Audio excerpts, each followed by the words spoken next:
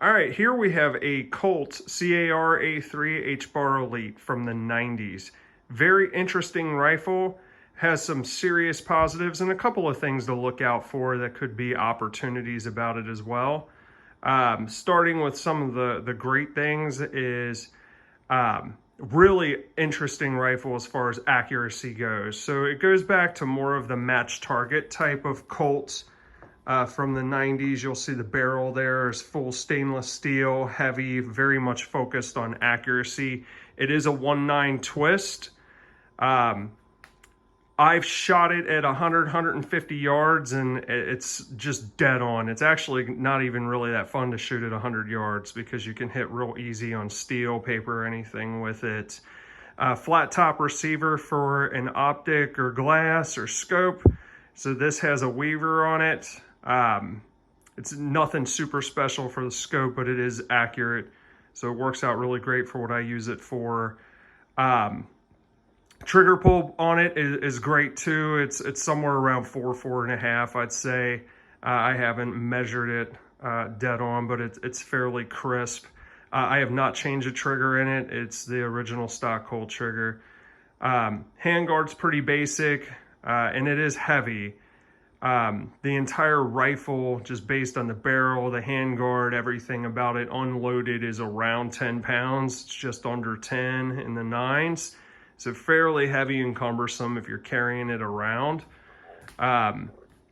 Definitely great for more of the fixed shooting type of approach. Like if you're shooting prone or you're gonna shoot from a bench or something like that. Super accurate, like I said, at about 100 yards. There are guys out there, and I haven't done it, but there are guys who can get up to, 400 or 500 yards with one of these with pretty strong accuracy. Couple of things about it though, I prefer using 10 or 20 round magazines in it. It does seem to feed just fine with either your more like old school metal mags, or if you're using a P mag, it seems to feed just fine with all of them. 10, 20 rounds keeps the weight down a little bit, but also if you're shooting prone or if you're varmint hunting or something with it, keeping a little bit of extra weight off is not a negative thing.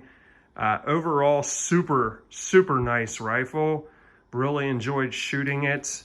My only real drawback to it is the weight will get to you after a while. I mean, it is 10 pounds, so carrying it around is not the worst thing. But when you're loaded and you've got other gear, or if you're riding with it on a side-by-side or an ATV, it can be a little cumbersome because it is longer, it is heavier. It's definitely not your close quarters type of rifle. It's more for target shooting, varmint hunting, things of that nature. It seems to feed great on pretty much any type of ammunition. I don't shoot steel casing through my AR-15s. I never have. I've never shot steel casing through this. I have shot pretty much, higher end ammo as well as just reloads and other type of target rounds, and it feeds just fine with all of them. It is AR-15 platform, so cleaning it is the same as any other AR. Pretty straightforward and easy there. It breaks down pretty easy too. Really nice rifle. You don't see too many of those out there nowadays, and they do fetch some coin when you do see them out there. But if you get a chance to shoot one, it's really interesting because of its weight. ARs are known for not having the most recoil, and because of its weight, this definitely does not have a ton of recoil, which adds to its accuracy. Pretty nice rifle, accurate, feeds well. Decent distance shooter for a precision standpoint. Overall fine rifle. So if you get a chance to check one out, I'd encourage you to do it.